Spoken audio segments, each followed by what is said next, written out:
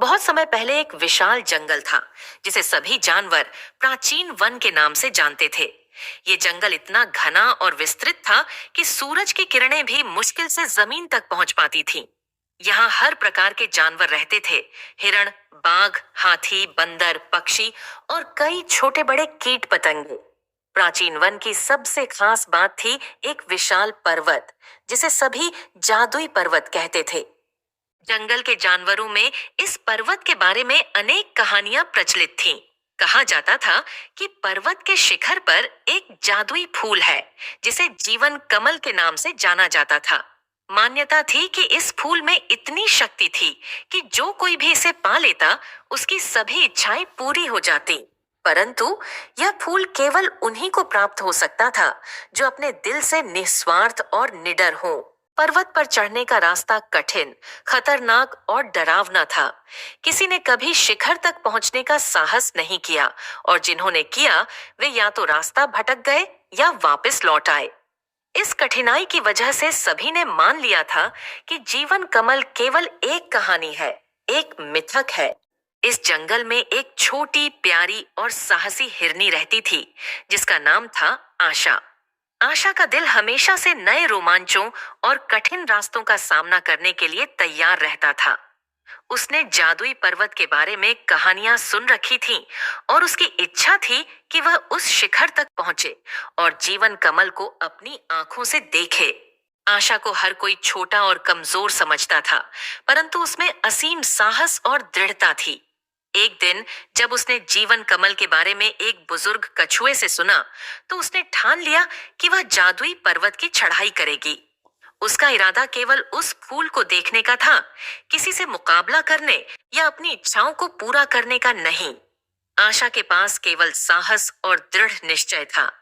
आशा ने अपना सफर शुरू किया। उसके पास कोई खास योजना नहीं थी, केवल उसका मजबूत इरादा और अनगिनत सवाल थे। वह रास्ते में मिलने वाले छोटे जानवरों से मार्गदर्शन पूछती रही। जैसे जैसे वह ऊंचाई की ओर बढ़ी, रास्ता कठिन और संकरा होता गया। चारों ओर घना कोहरा था और रास्ते में बड़े बड़े पत्थर और तीखे मोड़ थे। पहली रात जब आसमान में बादल घिराए और घना अंधेरा छा गया, तो आशा ने खुद को अकेला और डरा हुआ महसूस किया। उसे लगने लगा कि शायद यह सफर उसके लिए बहुत कठिन है। तभी एक छोटी जुगनू उसके पास आई। यह वही जुगनू थी जिसे कुछ दिन पहले आशा ने घने झाड़ियों से निकालकर बचाया था। जुगनू ने आशा को रास्ता दिखाया और दोनों ने मिलकर उस अंधेरे और कोहरे को पार किया।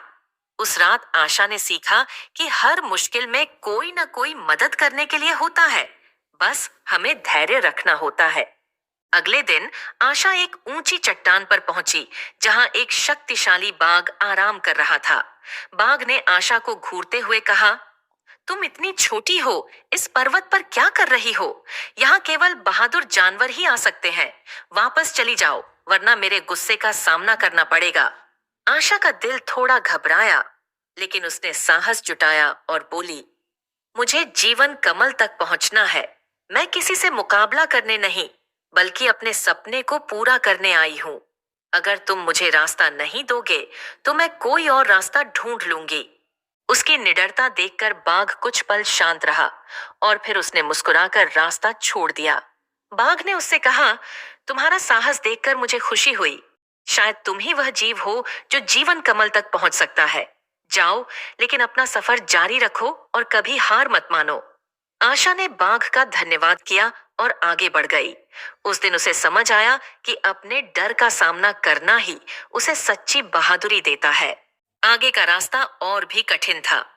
पहाड़ की चट्टानें फिसलन भरी थीं और रास्ते में कई गहरे गड्ढे थे। रास्ते में कई पक्षी और जानवर उससे टकराए और कहा कि वह वापस लौट जाए। कुछ ने उसे हंसी उड़ाई, तो कुछ ने उसे डराने की कोशिश की। लेकिन आशा ने अपना मन दृढ़ रखा और हर कठिनाई का सामना किया। तीसरे दिन जब वह शिखर के पास पहुंची, तो उसे एक गहरी खाई दिखी। इस खाई को पार करना उसके लिए नामुमकिन लग रहा था। उसने बहुत कोशिश की, लेकिन कोई रास्ता नहीं दिखा।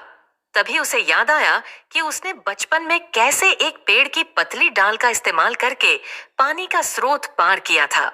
उसने चारों ओर देखा और कुछ लंबी लताओं को इकट्ठा किया। इन लताओं को जोड़कर उसने एक अस्थाई पुल बनाया और खाई को पार कर गई।